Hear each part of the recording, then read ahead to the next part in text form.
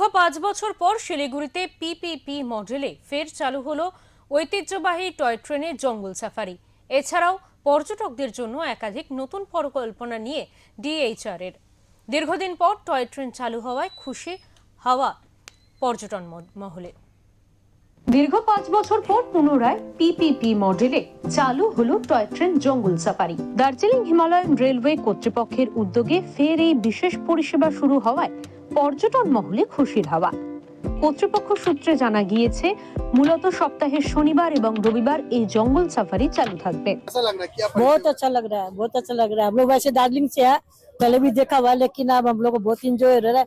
Group के साथ आए हम लोग, ग्रुप में बहुत मजा आ रहा है। मॉडल में आज से चालू हो रहा है। हाँ, ये आज से चालू हो रहा है।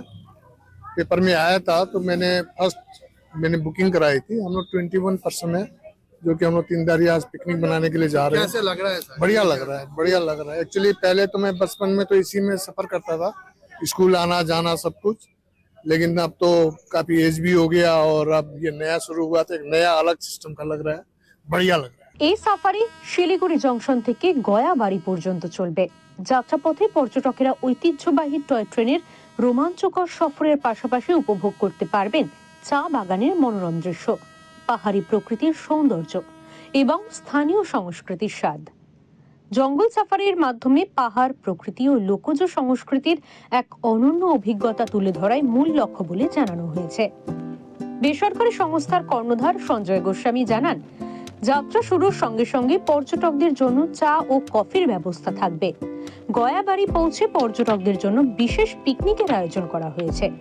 এছাড়াও দার্জিলিং এর জনপ্রিয় ট্র্যাডিশনাল খাবার মোমোর ব্যবস্থাও থাকছে। মাথা পিছু 2199 টাকা ভাড়া ধার্য করা হয়েছে।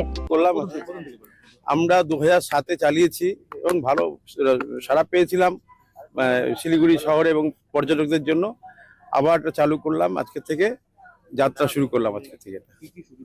এর মধ্যে ট্রেন হস্টেজ আছে, আমরা ব্রেকফাস্ট দিচ্ছি সকালবেলা, বেরোনোর সময় ব্রেকফাস্ট দিচ্ছি ডিউরিং দ্য জার্নি। ওখানে গিয়ে lunch, veg non veg lunch আছে। ওখানে passing the ball, musical chair, কিছু গেমস আছে, ট্র্যাডিশনাল নেপালি ফোক ডান্স আছে।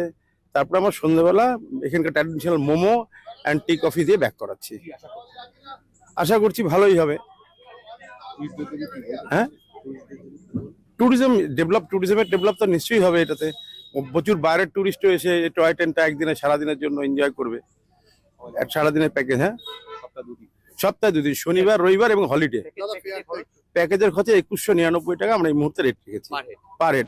ডিএইচআর এর ডাইরেক্টর ঋষভ চৌধুরী জানান, চলতি পর্যটন মৌসুমে শুধুমাত্র জঙ্গল সাফারি নয়, পর্যটকদের আকর্ষণ বাড়াতে আরো একাধিক নতুন সাফারি পরিষেবা চালুর পরিকল্পনা রয়েছে। এছাড়াও নতুন আরো 15টি টয় ট্রেনের ইঞ্জিন থাকবে। পাশাপাশি যাত্রীদের নিরাপত্তা ও পরিষেবার মান বজায় রাখার বিষয়টিও বিশেষভাবে গুরুত্ব দেওয়া হবে। जैसा कि आप सभी जानते हैं, आज हम एक नई ट्रेन सर्विस की शुरुआत करने जा रहे हैं। ये ट्रेन सर्विस जो है वो सिलीगुड़ी से गयाबाड़ी की तरफ चलेगी। इस ट्रेन सर्विस का नाम हमने जंगल सफारी दिया है। आज से 6-7 साल पहले जो ट्रेन चलती थी जंगल सफारी, उसी के नाम पे हमने इसको वापस से चालू किया है। इस ट्रेन का उद्देश्य सिलीगुड़ी में स्थित लोकल टूरिज्म को और बढ़ावा देना है। सिलीगुड़ी के लोकल जनता पहाड़ों को एक्सप्लोर कर सके, उनको टॉय ट्रेन राइड करने के लिए दार्जिलिंग न जाना पड़े और उनके समय की बचत हो, उनके पैसे की बचत हो, ये सारा एम है। इसके अलावा ट्रेन का, पहाड़ों का, जंगलों का और एक पिकनिक का एक अनोखा अनुभव देने के लिए कोशिश है। इसके अलावा हमने सिलीगुड़ी के ही लोकल टीम्स के साथ, अलग अलग क्षेत्र के जो टीम्स है उनके साथ पार्टनरशिप की है, ताकि रोजगार के अवसर भी শিলিগুড়ি के बीच में और बढ़े।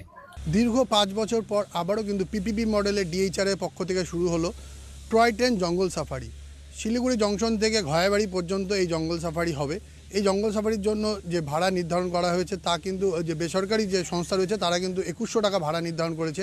এই জঙ্গল সাফারির মধ্যে দিয়ে যেমন তারা টয় ট্রেনের যে মজা সেটাও যেমন নিতে পারবে, তার পাশাপাশি কিন্তু পিকনিক তারা করতে পারবেন এবং যে স্থানীয় যে সমস্ত খাওয়া রয়েছে, যেমন ট্রেডিশনাল যে ফুড রয়েছে, সেই সমস্ত ফুডেরও কিন্তু আনন্দ নিতে পারবেন পর্যটকেরা।